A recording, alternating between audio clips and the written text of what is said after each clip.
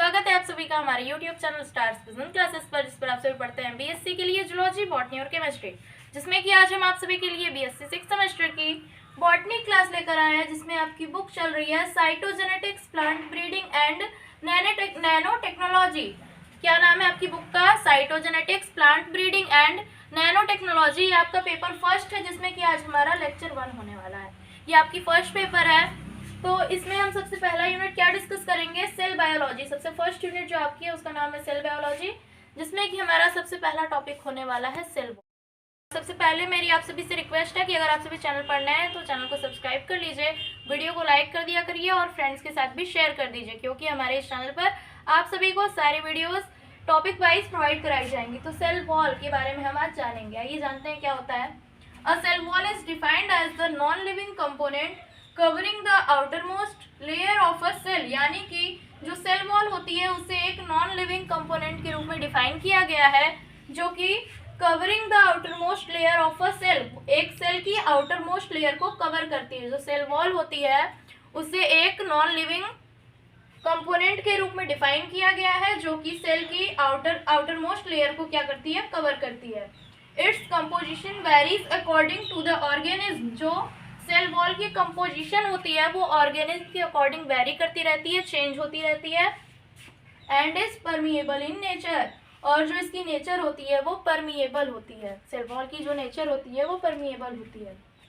The cell wall separates the interior contents of the cell from the exterior environment. जो cell wall होती है वो cell के interior contents को separate करती है। किससे? From the exterior environment, exterior environment से सेल के इंटीरियर कंटेंट्स को सेपरेट करती है। कौन? Cell wall. This cellular component is present exclusively in eukaryotic plants, fungi and a few prokaryotic organism. ये जो सेलुलर कंपोनेंट होता है, जो कि सेल वॉल, ये जो सेलुलर कंपोनेंट होता है वो कहाँ कहाँ प्रेजेंट होता है? यूकैरियोटिक प्लांट्स में, फंजाई में और कुछ प्रोकैरियोटिक ऑर्गेनिज्म लाइक बैक्टीरिया में भी यह प्रेजेंट होता है। तो इसके बाद हम जानेंगे structure of cell wall, cell wall की स्ट्रक्चर के बारे में। The cell wall is outer covering of the cell present adjacent to the cell membrane which is also called the plasma membrane. जो सेल वॉल होती है वो outer covering होती है सेल की, present adjacent to the cell membrane, जो कि cell membrane के एडजेसेंट यानी कि बहुत ही समीप, बहुत ही पास में स्थित होती है। विच is also called the plasma membrane, जिसे कि हम प्लाज्मा मेम्ब्रेन भी कहते हैं। सेल मेम्ब्रेन को हम प्लाज्मा मेम्ब्रेन भी कहते हैं, जिसके पास में सेल वॉल प्रेजेंट होती है। An animal cell is irregular in its shape and this is mainly due to the lack of cell wall. जो एक एनिमल सेल होती है वो शेप में इरेगुलर होती है, और इसका कारण क्या होता है? सेल वॉल की कमी, क्योंकि एनिमल सेल में सेल वॉल प्रेजेंट नहीं होती है, इसलिए उसका शेप जो होता है वो इरेगुलर होता है। The plant cell wall is composed of pectin, cellulose, hemicellulose and other smaller amount of minerals। जो plant cell wall होती है वो कार्बोहाइड्रेट से बनी होती है। कौन कौन से? पेक्टिन, सेलुलोज या फिर हेमीसेलुलोज से बनी होती है। And other smaller amount of minerals, और कुछ कम मात्रा में मिनरल्स भी इसमें प्रेजेंट होते हैं। तो इसके बाद हम आगे जानेंगे कि सेल वॉल की स्ट्रक्चर कैसी होती है। The plant cell wall is generally arranged in 3 following layers। जो plant cell wall होती है वो जनरली 3 layers में अरेंज होती है। कौन कौन सी? फर्स्ट है primary cell wall, second middle lamella and third है सेकेंडरी सेल वॉल। ये 3 लेयर्स होती हैं सेल वॉल की। तो सबसे पहले हम प्राइमरी सेल वॉल के बारे में जानेंगे। The primary cell wall is situated closest to the inside of cell. जो प्राइमरी सेल वॉल होती है वो सेल के इनसाइड के क्लोजेस्ट स्थित होती है, यानी कि सेल के इनर मोस्ट जो पार्ट्स होते हैं उसके सबसे पास में जो होती है वो प्राइमरी सेल वॉल ही होती है। And is the first form cell wall, और यह सबसे पहले बनती है। It is mainly made up of cellulose, यह मेनली सेलुलोज की बनी होती है। Allowing the wall to stretch for the purpose of growth, जो कि वॉल को स्ट्रेच करना अलाउ करती है for the purpose of growth, growth के लिए यह वॉल को स्ट्रेच करने में हेल्प करती है। It is also comparatively permeable and thinner than the other layers। यह also comparatively permeable होती है, यानी कि यह भी permeable होती है, और जो अदर लेयर्स होती है सेल वॉल की, जो मिडिल लैमेला हो गया या फिर सेकेंडरी सेल वॉल हो गया, उससे यह थिनर होती है, उससे यह पतली लेयर होती है। इसके बाद हम सेकंड मिडिल लैमेला के बारे में जानेंगे। आइए जानते हैं मिडिल लैमेला के बारे में। The middle lamella is also the outer most layer. जो मिडिल लैमेला होती है यह भी आउटर मोस्ट लेयर होती है। And it acts as an interface between the other neighbouring cells and glues them together. और यह एक्ट करती है एज एन इंटरफेस, एक इंटरफेस के रूप में between the other neighbouring cells, यानी कि एक सेल के पास जो अदर नेबरिंग सेल्स होती है उनके बीच एक इंटरफेस का वर्क करती है। एंड ग्लूज देम टुगेदर, और उन्हें साथ में ग्लू करती है, चिपकाती है। This layer primarily consist of proteins. यह लेयर जो होती है वो प्रोटीन्स की बनी होती है। इसके बाद हम बात करेंगे सबसे लास्ट लेयर जो है सेकेंडरी सेल वॉल की। The secondary cell wall is formed inside the primary cell wall.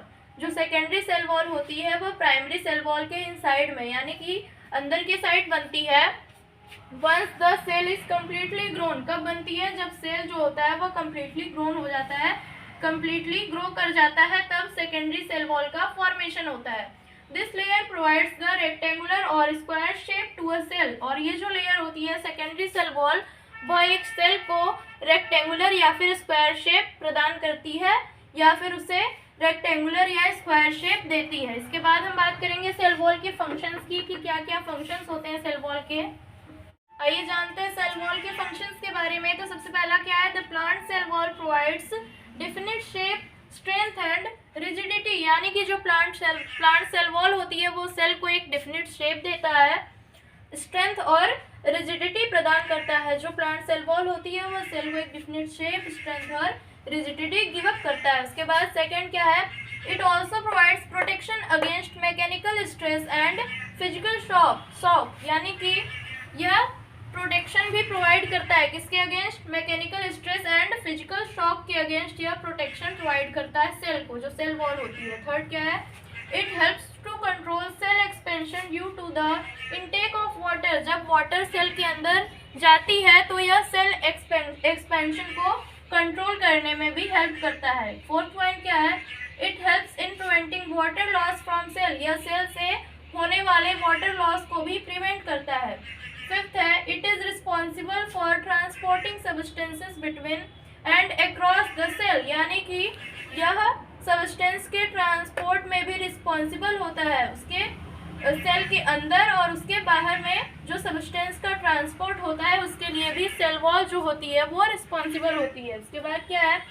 It acts as a barrier between the interior cellular components and the external environment. यह एक बैरियर का भी function करता है या फिर बैरियर का रोल करता है between the interior cellular components. जो इंटीरियर सेलुलर कंपोनेंट्स होते हैं और जो एक्सटर्नल एनवायरनमेंट होती है उसके बीच यह बैरियर के रूप में वर्क करता है। तो ये थी सेल वॉल, उसके स्ट्रक्चर और फंक्शन के बारे में आज हमने स्टडी की।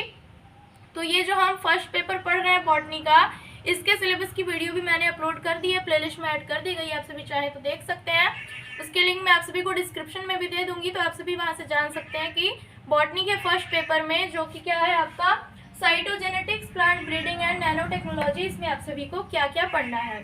तो आप सभी से मेरी रिक्वेस्ट है कि चैनल पढ़ना है तो सब्सक्राइब जरूर करिए, वीडियो को लाइक कर दीजिए और फ्रेंड्स के साथ भी शेयर कीजिए। थैंक्स।